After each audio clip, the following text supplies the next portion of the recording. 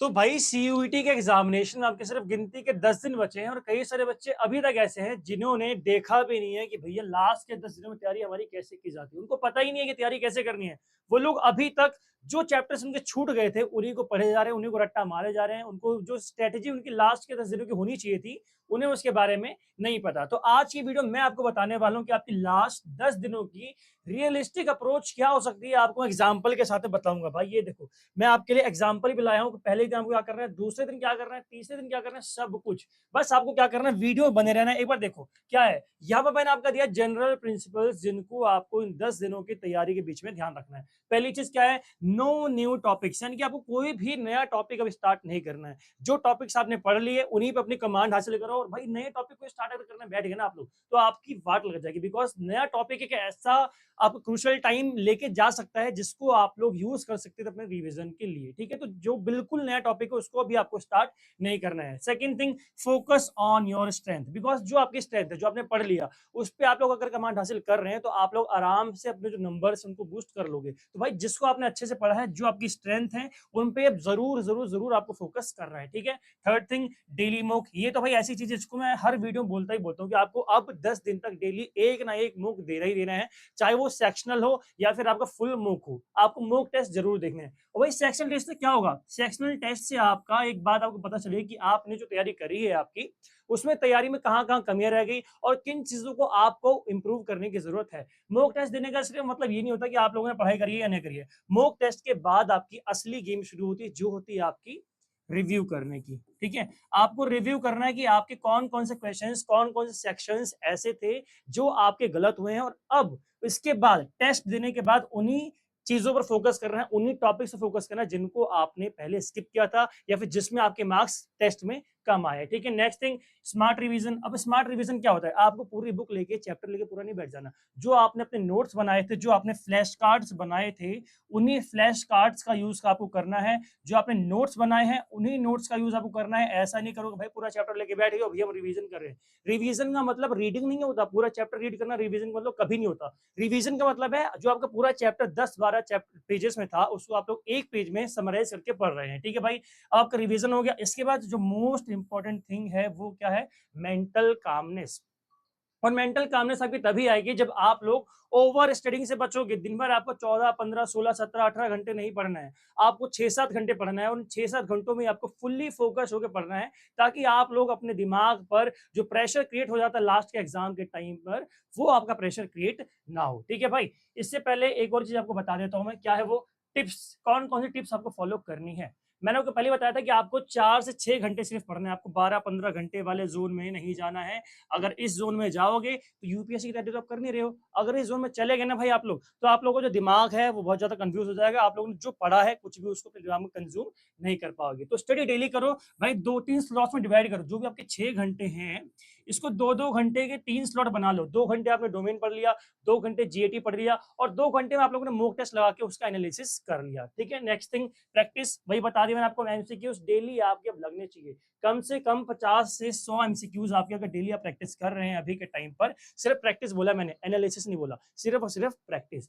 Analysis आपको सिर्फ mock test का करना है। ठीक है भाई, जो एमसीक्यूज आप लोग लगाओगे एडिशनल इसके अलावा, उनका आपको एनालिसिस इतना ढंग से नहीं करना। आपको जो ढंग से एनालिसिस करोगे वो फुल मॉक टेस्ट का ही अपने करोगे। बिकॉज ये तो आपको पता ही है भाई, सेक्शनल टेस्ट अगर आप लगा रहे हो तो मुझे पहले ही पता है कि बच्चे ऐसे सेक्शनल टेस्ट लगाते हैं जो उनको पता होता है। जैसे मैं बताता हूँ, जब मैं एसएससी की तैयारी कर रहा था, मैं क्या करता था, सेक्शनल टेस्ट वही चैप्टर का लगाता था जो मेरे को अच्छे से आता था, तो उसमें नंबर बहुत अच्छा थे। मैं दो को दिखा भी था, भाई ये देखो मेरा टेस्ट हुआ था, 100 में 100 नंबर मेरे आए हैं। तो ये चीज आपको नहीं करनी है, आपको फुल मॉक जो देना है उसका एनालिसिस ढंग से करना है। ठीक है भाई। Next thing, focus on accuracy. अगर आप लोग अभी एक्यूरेसी फोकस करोगे, स्पीड पे फोकस अभी मत करो। वो आपका लास्ट के जो 2-3 दिन है, वहां पर आप लोगों को स्पीड पे फोकस करना है। अभी आपको एक्यूरेसी मेंटेन करनी है कि भाई आपको जो एग्जाम क्वेश्चन सॉल्व कर रहे हो, उसमें आप लोग कितना एक्यूरेटली अपने क्वेश्चंस को सॉल्व कर पा रहे हो, इस पे आपको जरूर फोकस करना है। ठीक है। फिर वही बात बताया, काम रहना है, कंसिस्टेंसी फोकस करना है। अगर कंसिस्टेंट आप लोग नहीं हो तो आप लोग एग्जाम वाले दिन अपनी वाट लगा बैठोगे। बिकॉज भाई देखो, जो कंसिस्टेंटली डेली मॉक दे रहा है उसको पता है कि मॉक टेस्ट का प्रेशर क्या होता है।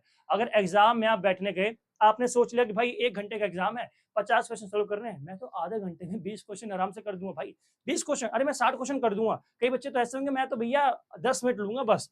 क्वेश्चन सॉल्व करा, बाहर निकल जाऊंगा भाई। लेकिन आपको जो एग्जाम प्रेशर रियल में होता है ना, वो एग्जाम प्रेशर आपको अभी नहीं पता है। तो मैं आप लोगों को सजेस्ट करूं कि आप लोग जब भी आपका सिटी इंटीमेशन स्लिप आ जाए, आपको उसमें आपका स्लॉट मिल जाएगा कि आपका मॉर्निंग का स्लॉट है या फिर आफ्टरनून का स्लॉट है या फिर इवनिंग का स्लॉट है।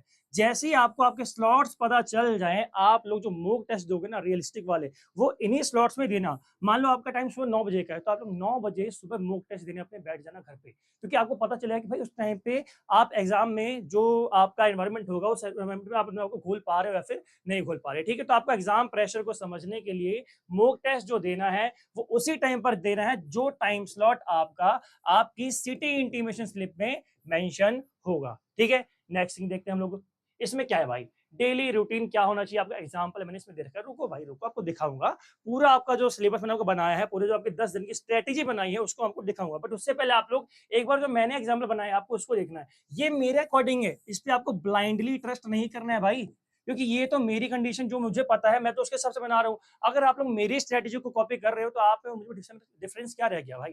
तो आप लोग को अपने अकॉर्डिंग ही जो भी आप अपना शेड्यूल बनाओगे उसको बनाना है। ऐसा मत करना, मान लो मैं हूँ सुबह में फ्री हूँ 8 बजे, अब आपको सुबह 8 बजे कुछ काम होता हो तो आप लोग उसके अकॉर्डिंग बनाओगे ना अपना सिलेबस, जो शेड्यूल रूटीन होगा आपका। जैसे मैंने जो बनाया है, मैंने सुबह स्टार्टिंग की है 8 बजे से, बिकॉज मैं एक ऐसा आदमी हूँ जो सुबह 7 बजे से पहले नहीं उठता। मैं 7 बजे उठ गया, मैं थोड़ा पार्क वार्क गया, घूम के आ गया 5 मिनट में, उसके बाद मैंने नहाया धोया, उसके बाद में 8 बजे पढ़ने बैठ गया। मैंने सबसे पहले क्या पढ़ा, डोमेन सब्जेक्ट का रिवीजन। अब कोई नया टॉपिक पढ़ना नहीं है। अब जो 10 दिन आपके बचे हैं सिर्फ रिवीजन का टाइम है, इसमें आपको सिर्फ और सिर्फ रिवीजन करना है, नया टॉपिक नहीं पढ़ना। तो मैंने सुबह सुबह स्टार्टिंग की अपनी रिवीजन के साथ, किसके, डोमेन सब्जेक्ट की। अब ये डोमेन सब्जेक्ट मेरा कौन सा होगा भाई, मान लो डोमेन सब्जेक्ट में अगर मेरे पास ह्यूमैनिटीज है तो मैं पॉलिटिक्स पढ़ सकता हूँ, हिस्ट्री पढ़ सकता हूँ, ज्योग्राफी पढ़ सकता हूँ, कुछ भी पढ़ सकता हूँ। ठीक है, बट ये ध्यान रखना है कि वो सिर्फ मेरा डोमेन सब्जेक्ट हो, मैं इंग्लिश या जीएटी लेके सुबह सुबह ना बैठ जाऊं। ठीक है, अगली चीज, मैंने 2 घंटे का रेस्ट लिया, ब्रेकफास्ट वगैरह किया, उसके बाद 12 बजे से 2 बजे तक मैंने अपना इंग्लिश का और जीएटी का सेक्शन सॉल्व करा। क्यों मैंने यही टाइम क्यों चूज करा, बिकॉज दिन में ना थोड़ा आलसपन होता है, वो आलसपन तभी दूर होगा जब मैं मैथमेटिक्स के क्वेश्चन सॉल्व करूंगा, जब मैं प्रैक्टिस करूंगा। ठीक है, तो इसीलिए मैंने ये वाला टाइम जीएटी के लिए और इंग्लिश के लिए रखा है। तो इस टाइम पे मैं सिर्फ और सिर्फ एमसीक्यूज इन्हीं दोनों सब्जेक्ट्स के सॉल्व करूंगा। ठीक है, नेक्स्ट थिंग, 5 से 6:30 बजे, 2 के बाद भी इतना गैप ले लिया मैं भाई, मेरे अकॉर्डिंग है। मैंने बताया ना, जो शेड्यूल मैंने बनाया है अपने अकॉर्डिंग बनाया है, आपका शेड्यूल आपके हिसाब से होना चाहिए। ठीक है, 5 से 6:30, इसमें अगर हूँ मैं सेक्शनल मॉक टेस्ट लगा रहा हूँ, बिकॉज मुझे पता है कि मेरी जो शिफ्ट आने वाली है वो इवनिंग की है, इसलिए मैंने इवनिंग को चूज किया है अपने सेक्शनल टेस्ट के लिए। यहाँ पे मैं कोई भी सब्जेक्ट ले सकता हूँ, मान लो मैंने पॉलिटिकल साइंस का एक मॉक टेस्ट उठा लिया और उसके मैंने 100 क्वेश्चन यहाँ पर प्रैक्टिस कर लिए। या फिर मैंने उठाया अपना पीवाईक्यू। कई सारे बच्चे बोलते हैं कि भैया पीवाईक्यू मिलेगा कहाँ से। भाई देखो, मैंने टेलीग्राम का जो चैनल है अपना, उसका लिंक डिस्क्रिप्शन बॉक्स में डाल रखा है। बट अगर आपको वहां नहीं जाना तो आप लोग क्या करो भाई, आप लोग गूगल पे जाओ, सर्च मारो आप लोग CUET UG डिजिटल लाइब्रेरी। ठीक है, जैसे आप लोग ये टाइप करोगे, आपको यहाँ पर सारे के सारे जो एमसीक्यूज हैं, आपके सारे के सारे जो पीवाईक्यूज हैं, वो सारे एक ही साइट पे आपको मिल जाएंगे। तो उसका आपको इस वेबसाइट का ध्यान रखना है। ठीक है भाई, इसका जो लिंक है मैं डिस्क्रिप्शन बॉक्स में डलवा दूंगा, उसको भी आप लोग चेक कर लेना। इसके बाद मैं 8 से 9 बजे सिर्फ और सिर्फ एनालिसिस कर रहा हूँ, सिर्फ और सिर्फ क्या, एनालिसिस। अब ये एनालिसिस किस चीज का है, मैंने जो मॉक टेस्ट दिया था, मैंने जो सेक्शनल टेस्ट दिया था, उसमें मुझसे कहाँ कहाँ गलतियां हुई, कौन कौन से सेक्शंस ऐसे थे जो मुझे समझ में नहीं आ रहे थे, तो मैं इस टाइम पर उनका एनालिसिस करूंगा। और एनालिसिस ऐसे नहीं कि मैं सिर्फ देख लिया, हाँ भाई मेरे ये वाला क्वेश्चन गलत, नहीं नहीं नहीं, उस टॉपिक को आपको ढंग से दोबारा, जैसे ही आपने एनालिसिस कर लिया उसके बाद उसका नोट्स उठाओ उसकी और उसका रिवीजन करना शुरू कर दो। यही आपकी अच्छी स्ट्रेटेजी और अच्छी अप्रोच जो है वो आपकी हो सकती है। ठीक है, मैं आपको दिखाता हूँ आपका शेड्यूल कैसा बनेगा। मैंने क्या आपके लिए बनाया है डे वाइज। तो मैंने तो यहाँ पे पूरा लिख रखा है आपका डे 1। क्या लिखा है मैंने, डे 1 पे लिखा है आपका रिवाइज और नोट्स प्लस 1 मॉक टेस्ट, एक सब्जेक्ट कोई भी। अब ये क्या करना है, आपने रिवीजन कर लिया सुबह सुबह, मान लो मैंने हिस्ट्री का रिवीजन किया सुबह सुबह। ठीक है, इसके बाद दिन में मैंने जीएटी निपटा लिया अपना, दिन में इंग्लिश निपटा लिया, शाम को मैंने टेस्ट दिया किसका भैया, एक मॉक टेस्ट पूरा दे दिया मैंने अपने डोमेन सब्जेक्ट का जो था मेरा हिस्ट्री का। अब वो डोमेन टेस्ट दिया मैंने, फिर मैंने 8 बजे क्या किया, 8 से 9 बजे तक मैंने उसका एनालिसिस कर लिया, साथ ही साथ जो मेरे एरर्स थे उनका मैंने रिवीजन कर लिया। ये मेरी स्ट्रेटेजी पूरी 6-7 घंटे की एक दिन की हो गई। डे 2 में मैंने क्या किया, मैंने इंग्लिश उठाया, इंग्लिश के साथ साथ मैंने फोकस किया अपनी जीएटी। मैंने कहा नहीं यार, आज मैं डोमेन सब्जेक्ट पे ज्यादा फोकस नहीं करूंगा, बिकॉज इंग्लिश जो है वो भी तो 250 मार्क्स की है ना। अगर 250 मार्क्स मुझे मिल रहे हैं इंग्लिश में थोड़ी सी प्रैक्टिस से, तो मैं क्या करूंगा, मैं अपना टाइम जो है ज्यादा बिताऊंगा इंग्लिश पे और जीएटी पे, बिकॉज डोमेन तो ऐसा नहीं कि मैंने बोर्ड में पूरा वही पढ़ा है। यार जो सब्जेक्ट मैंने पूरे साल पढ़ा है, अगर मैं लास्ट के 10 दिन पे उन्हीं सब्जेक्ट पे फोकस कर रहा हूँ, तो मैं पूरे साल क्या पढ़ा? कुछ नहीं, है ना? तो इसलिए मैंने जो स्ट्रेटेजी अपनाई उसमें मैंने इंग्लिश और जीईटी पे ज़्यादा फोकस लास्ट के दिनों में किया। मैंने इंग्लिश की प्रैक्टिस करी, जीईटी क्वेश्चंस लगाए, प्रैक्टिस किया रीडिंग कॉम्प्रिहेंशन की, बिकॉज़ भाई देखो पिछली बार भी रीडिंग कॉम्प्रिहेंशन के आपके 4 क्वेश्चंस आए थे और बच्चों ने यहीं पे अपना पूरा टाइम वेस्ट कर दिया था, बिकॉज़ 1 घंटा है और 1 घंटे में अगर 4 रीडिंग कॉम्प्रिहेंशन आपको सॉल्व करने को मिल जाए, तो बच्चों की वाट लग जाती है। क्यों? क्योंकि वो लोग प्रैक्टिस करके नहीं जाते हैं। तो आपको पहले ही प्रैक्टिस कर लेनी है और प्रैक्टिस में ये देखना है कि आप लोग कितने टाइम के अंदर आप लोग टाइमर लेकर बैठना। चाहे बस स्टॉप वॉच लगाओ, चाहे जो भी लगाओ। आप लोग टाइमर लेके बैठो और कोशिश करो कि भई आप लोग इसको बूस्ट करो। मान लो आपने पहले दिन एक पैसेज में लिया टाइम 10 मिनट का, तो अगले दिन 7 मिनट, 8 मिनट, 9 मिनट ऐसे-ऐसे करके धीरे-धीरे नीचे आओ। भई आपको ये 6 मिनट तक लेके जाना है। एक पैसेज आपका कम से कम ज़्यादा से ज़्यादा 6 मिनट में सॉल्व होना चाहिए। इससे अगर ज़्यादा टाइम आप ले रहे हो तो आप किसी ना किसी दूसरे क्वेश्चन का टाइम अपना वेस्ट कर दोगे। ठीक है भाई? प्रैक्टिस की इसकी, फिर ग्रामर के जो रूल्स थे उनका मैंने रिवीजन कर लिया। इसके बाद 50 एमसीक्यूज़ ऑफ लॉजिकल रीजनिंग और डीआई ये मैंने किया अपना इवनिंग वाले स्लॉट में, जो मैंने 8 से 9 बजे तक आपको बताया था। ठीक है? मैंने इस टाइम पे इन क्वेश्चंस को सॉल्व किया और उनका एनालिसिस कर लिया कि मेरा कौन-सा टॉपिक वीक जा रहा है। फिर मैं अगले दिन उस टॉपिक की प्रैक्टिस ज़्यादा करूँगा। ठीक है? नेक्स्ट थर्ड डे मैंने क्या किया, चूज किया भाई 2 दिन टॉपिक पर सब्जेक्ट। मैंने कहा भाई अब मैं सेक्शनल आज पढ़ूंगा। आज मैंने पोल साइंस के 3 चैप्टर उठाए हैं या फिर हिस्ट्री के 2 चैप्टर उठाए हैं। 2-3 सब्जेक्ट से आपको 2-3 टॉपिक्स उठाने हैं और उन टॉपिक्स का रिवीजन करना है, पढ़ना नहीं है भाई, रिवीजन करना है। ये कर लिया, रिवाइज कर लिया। मैंने जीएटी के फॉर्मूलाज को रिवाइज कर लिया, परसेंटेज जो मैंने नोट्स बनाए थे या फिर कहीं से मेरे दोस्त ने नोट्स मेरे को भेज दिए थे, मैंने उनके फॉर्मूलाज रिवाइज किए। डेफिनेशंस देखी भाई, क्या डेफिनेशन किसी वर्ड की हो सकती है, बिकॉज पेपर में तो क्वेश्चन यहाँ से पूछे जाते हैं। फिर मैंने कीवर्ड्स जो थे, की कॉन्सेप्ट से मेरे, उन पे फोकस करा और रात में दे दिया 8 बजे इसका दोबारा सेक्शनल अपना मॉक टेस्ट। ठीक है? मॉक टेस्ट डेली जरूरी है भाई। अगर आप डेली नहीं दे रहे हो मॉक टेस्ट लास्ट के 10 दिनों में, तो आप लोग कुछ नहीं कर रहे हो। लास्ट के जो 10 दिन है सिर्फ सिर्फ प्रैक्टिस के लिए और मॉक टेस्ट के लिए, और किसी चीज के लिए ये दिन नहीं है। डे 4 आपका क्या है, 2 मैंने फुल मॉक टेस्ट दिए और 1 सेक्शनल टेस्ट दिया। इस दिन मैंने कोई भी नया टॉपिक रिवाइज नहीं किया है। सिर्फ और सिर्फ क्या किया है, मैंने 2 टेस्ट दिया मॉक का और 1 सेक्शनल टेस्ट। मैंने टोटल 3 टेस्ट दिए और सिर्फ टेस्ट नहीं दिए। मैंने रात में 8 और 9 बजे वाला जो स्लॉट बताया आपको, ये स्लॉट सिर्फ सिर्फ एनालिसिस के लिए है। तो इसको आपको नहीं भूलना, डेली के डेली 8 से 9 एनालिसिस, जो पूरे दिन का आपने टेस्ट दिया और रिवीजन किया उसका आपको एनालिसिस करना ही करना है। डे 5 पे मैंने क्या किया भाई, डे 5 में 2 पीवाईक्यू सॉल्व किए, ताकि मुझे एग्जाम में जिस तरीके के क्वेश्चंस फॉर्म होते हैं वो तरीका पता चल जाएगा कि भाई एग्जामिनर जो है उसकी मेंटेलिटी क्या है, किस मेंटेलिटी को लेके एग्जाम बनाने बैठता है। अगर मेरे को उसकी मेंटेलिटी समझ में आ गई कि ये चैप्टर की वेटेज ज्यादा है, उस चैप्टर का वेटेज कम है, मैं आराम से फाइंड कर लूंगा कि कौन से चैप्टर से ज्यादा क्वेश्चंस, कौन से जो सब्जेक्ट है उससे ज्यादा क्वेश्चंस पूछे जाने वाले हैं। ठीक है? फिर वही focus on common question pattern. भाई जो कॉमन क्वेश्चन का पैटर्न एवरी ईयर बन रहा है, जैसे अगर आपने 2024 का और 2023 का, इन दोनों का अगर आपने पीवाईक्यू अगर मैच किया हो, तो बहुत सारे क्वेश्चंस आपके रिपीट हुए हैं। क्यों? क्योंकि एनसीईआरटी में चैप्टर आपका 4 पेज का, भाई क्वेश्चंस कहाँ से निकालेंगे? एनसीईआरटी के अलावा कहीं से क्वेश्चंस तो देंगे नहीं। इसीलिए क्वेश्चंस आपके एवरी ईयर रिपीट हो रहे हैं, तो इस पे भी आपको फोकस करना है। ये तभी पता चलेगा जब आप लोग एनालिसिस करोगे इस चीज का, पीवाईक्यूज का। पीवाईक्यूज का अगर आपने एनालिसिस कर लिया, तो आपके 50% जो प्रॉब्लम है सॉल्व हो जाएगी। आपको पता चल जाएगा कि एग्जामिनर जो है कौन से पैटर्न में क्वेश्चंस आपके दे रहा है।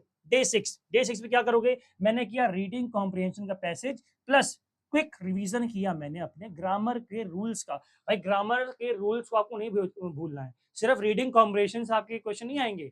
जो ग्रामर के रूल्स हैं, फिल इन द ब्लैंक्स हो गया, कई सारे सेक्शंस आपके ऐसे हैं जहां पर ग्रामर के रूल्स आपसे पूछे जाएंगे, उनका आपको ध्यान रखना है। ठीक है? फिर मैंने रात में की प्रैक्टिस जीएटी की, और वही जीएटी की प्रैक्टिस करने के बाद रिवीजन किया और एनालिसिस किया। ठीक है? फिर डे 7 मैंने एक लगाया फुल मॉक टेस्ट। फोकस किया मैंने अपने वीक एरियाज पे और रिव्यू किया कि भाई कौन से रॉन्ग आंसर्स कौन से सेक्शन से मैं दे रहा हूं, क्यों अभी तक मैं क्यों इन सेक्शन पे वीक हो रहा हूँ। बिकॉज भाई आज कौन सा दिन है, 7वां दिन। 7वें दिन में अगर कोई मुझे सेक्शन वीक लग रहा है, तो मैंने पिछले 6 दिन क्या किया, इस पे आपको थोड़ा गौर करना है। अपने आप से बातें करनी है कि भाई मैं कहाँ गलतियां कर रहा हूँ, और गलतियां कर रहा हूँ तो क्यों कर रहा हूँ, रीजन क्या है उसका। और अगर वो आपने रीजन फाइंड कर लिया, सारी समस्या वहीं पर आपकी सॉल्व हो जाएगी। ठीक है? फिर डे 8 डे 8 पे क्या करना है आपको गो थ्रू करना है फॉर्मूला शीट से या फिर अपने फ्लैश कार्ड्स। अगर आपने नहीं बनाए तो आप लोग रेस में बहुत ज़्यादा पीछे हैं।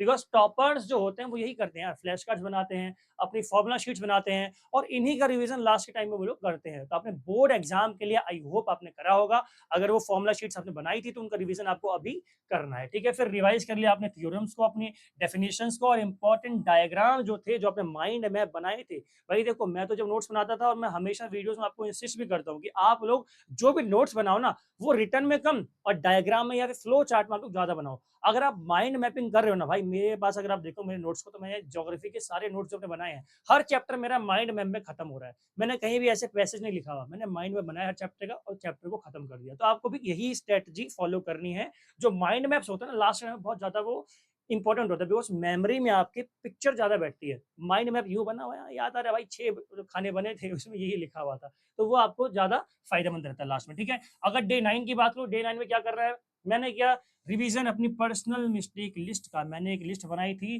जिस लिस्ट में मैंने अपनी पर्सनल मिस्टेक्स लिखी थी कि मैं कौन-कौन से टॉपिक्स में मिस्टेक कर रहा हूँ। अगर अभी तक कोई टॉपिक उसमें से ऐसा रह गया है जो अभी भी मेरे से छूट रहा है, तो मेरे को उस टॉपिक को इस दिन रिवाइज़ करना है, बिकॉज़ अब एग्ज़ाम अगले दिन ही आने वाला है। मेरा 1 दिन बाद ही मेरा एग्ज़ाम है और अभी तक मेरे पास अगर कोई टॉपिक ऐसा बचा है जिसमें मिस्टेक मैं कर रहा हूँ, तो मैं कहीं न कहीं रेस में बाकी बच्चों से पीछे होता जाऊँगा। ठीक है भाई? अगला, नो न्यू टॉपिक। अब कोई भी नया टॉपिक नहीं पढ़ रहा है। जो वीक पॉइंट्स है आपको सिर्फ़ और सिर्फ़ उन्हीं को आपको पॉलिश करना है, उन्हीं पर आपको ध्यान देना है। फिर 10वां दिन मतलब ऐसा है कि अगले दिन ही आपका एग्ज़ाम है, तो इसी दिन आपको क्या करना है भाई, लाइट रिवीज़न करो, बहुत हल्का रिवीज़न करो, ज़्यादा आपको अपने दिमाग को एग्ज़ॉस्ट नहीं करना है, बिकॉज़ अगले दिन ही आपका एग्ज़ाम हो जाएगा। ठीक है? तो उससे पहले अपने दिमाग को मेंटली जो है उसको प्रिपेयर भी करना है। ठीक है भाई? फिर प्रिंट आउट निकालो सारी चीज़ों की, जो भी एडमिट कार्ड है, आपका सेल्फ डिक्लेरेशन लिस्ट है या फिर आपका आधार कार्ड है, अगर नहीं मिल रहा तो उसको खोजो। क्योंकि ऐसा ना हो कि अगले दिन 9 बजे आपका एग्ज़ाम है और 8 बजे आप घर पे सर्च कर रहे हो मेरा आधार कार्ड कहाँ है। तो ऐसा आपको नहीं करना। एक दिन पहले ही उसको भी आपको सब चीज़ें कलेक्ट कर लेनी है। इस दिन स्पेशल जो फ़ोकस रखना है इस चीज़ पे कि आप लोग अच्छी नींद लो और पॉज़िटिव रहो। अपने आप को जितना ही पढ़ा है कोई दिक्कत नहीं है। कोई दिक्कत नहीं है यार, जितना ही पढ़ा हो, कुछ छूट गया कोई बात नहीं। आप ये सोचो कि मैंने कुछ नहीं छोड़ा। पॉज़िटिव रहो और खाना उस दिन थोड़ा ढंग का खाना, ऐसा मत करना कि छोले-भटूरे रात में खा के बैठ गए, सुबह दस्त हो गया और पेपर देने नहीं जा पाए। तो ऐसा भी आपको नहीं करना है। जो भी चीज़ें एग्ज़ाम से पहले हो सकती है, जो आपको एग्ज़ाम ना देने में मजबूर करे, उन चीज़ों को इस दिन दूर रखना है। अच्छा खाओ, नींद अच्छी लो, ताकि पेपर के टाइम में आप लोगों को उबासियाँ ना आए, आप लोग कुछ फालतू चीज़ें करो ना, इसीलिए आप लोग पहले ही मेंटली अपने आप को प्रिपेयर कर लेना। अगर आपने स्ट्रैटेजी को फ़ॉलो कर लिया, मैं आपको पहले बता रही हूँ, ये मेरा प्लान है, ये आपका नहीं है, ये मेरा है। तो आप लोग अपने अकॉर्डिंग इसको मॉडिफ़ाई कर सकते हो, इसमें मॉडिफ़ाई करने में कोई भी दिक्कत आपकी नहीं है, ठीक है भाई? बाकी कोई भी दिक्कत हो आप लोगों को, कोई भी डाउट अभी भी स्टिल आपके माइंड में हो, तो कमेंट सेक्शन आप लोगों के लिए ओपन है। जिस भी टॉपिक पे आपको वीडियो बनवानी हो, कमेंट कर दो, मैं वीडियो बना दूँगा। आज की जो स्ट्रैटेजी दी थी, इतनी ही थी। आप लोगों को आई होप पसंद आएगी।